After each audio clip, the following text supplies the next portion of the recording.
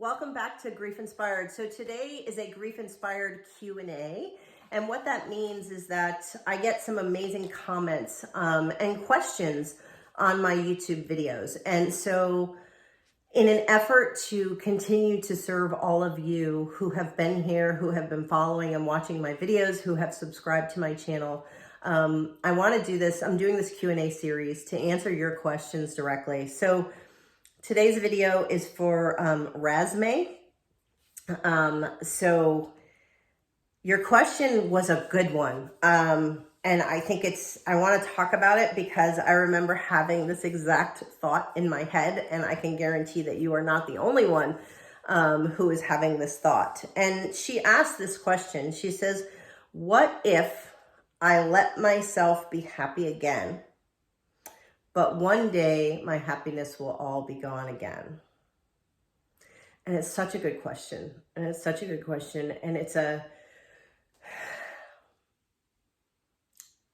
touches me. It touches my heart. Because that is the risk, right? That is the risk that we all take. First of all, I love that you said, what if I let myself be happy again? That tells me that you believe you can be happy again. And I love that because that shows me hope. And I love that you have hope. The worst place to be is in a place of despair. And despair is when you have no hope.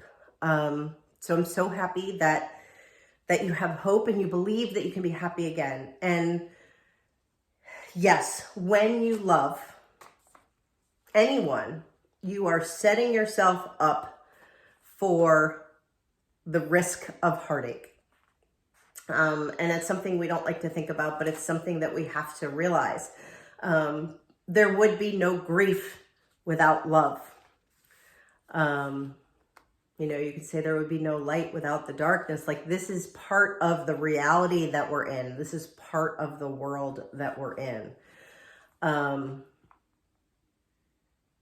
And if if you're worried about one day it not being all gone again, it's a justified question, right? Because the reality is we are all going to die, and that someone else that you love deeply is likely going to die. And to further that, like, we're all going to die, which also creates questions. But the point of it is that you are now informed. You know what grief is. I think that you have hope that you can get through this grief, which is a good thing. And what that tells me is that when grief happens again, when someone else that you love dies, and again, it does happen. Like, part of us needs to just say, it's going to happen. This is part of our life. And get into the reality of that. But what I want you to know is that it's worth the risk. After I lost my son Jackson, and I was talking about this with a friend who saw your comment and brought it up to me. And we had that thought, like, after I lost Jasmine, my ex-husband now, he was my husband at the time, obviously, he didn't want to try for another baby because to him and his male logical mind, he's like, well, why would you set yourself up for that again? Why would you set yourself up for potentially losing another child? And it's easy to look back in retrospect, but for me, it was worth the risk. I wanted to take the risk because to me, the thought of never having the love of a child, or the thought of not knowing that I committed everything to try to have a child of my own, left me feeling not okay. Like, that wasn't okay. I was willing to take the risk. And, looking back in retrospect, if we had done what he wanted to do, which was not try again, there would be this part of my life, wow, that will bring me to tears because I wouldn't have the 8 years that I've had so far. with my son Mason. And would I trade those? Never. So Razzmae, what I want to say to you is that there's a very real fear, and it is very scary. But the reality is that you don't know what is next for you. You don't know what's in store for you. And it's no way to live living in fear of being hurt again. You have to be able to live and love fully with the risk, knowing that we are all going to die and that the people you love are going to die. And so my response to you is love wholeheartedly. Dive in. Find relationships that are really meaningful. Relationships that are worth the pain of loss. And remember that the reason why you grieve is because of the intensity of the love that you have. And look back on the loss that you've already experienced and remember the time that you did have. And remember how much you love them. And it doesn't matter how much time you did have or didn't have, there are memories there.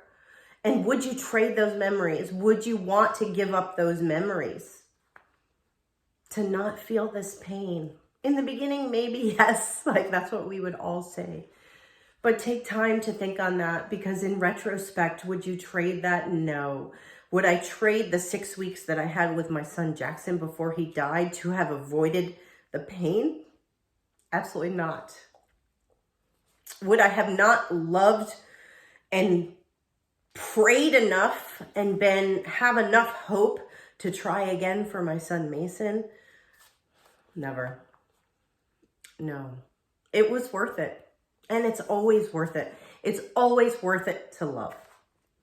And again, this is my opinion. This is my experience of grief. This is my sharing with you and giving you my advice. So is it right? Maybe, maybe not. I'm not here to try to get it all right. I am here to be with you in your grief.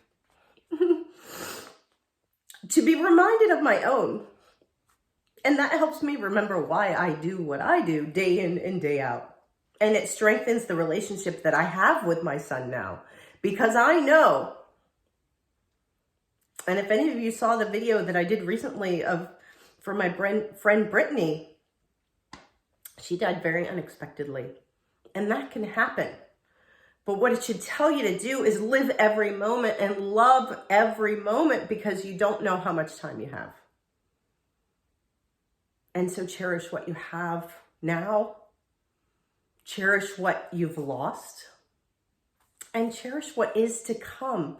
Because there's more beautiful, wonderful things coming, because you are a stronger, more compassionate person. And you deserve to be happy. We all deserve to be happy. It's our God-given right to be happy. That's what I want for you. That's what I want for everyone who's watching this video. It's what I want for me. And I think we all need to be reminded of that. I need to be reminded of it. So Razzmae, thank you for reminding me of that, because that's what I've learned in all of this. Why do we grieve? Why do we go through all of this? It's because there's meaning behind it, and it's because it forces us to connect. And so I want to encourage you to dive into that connection. And thank you for sharing this question,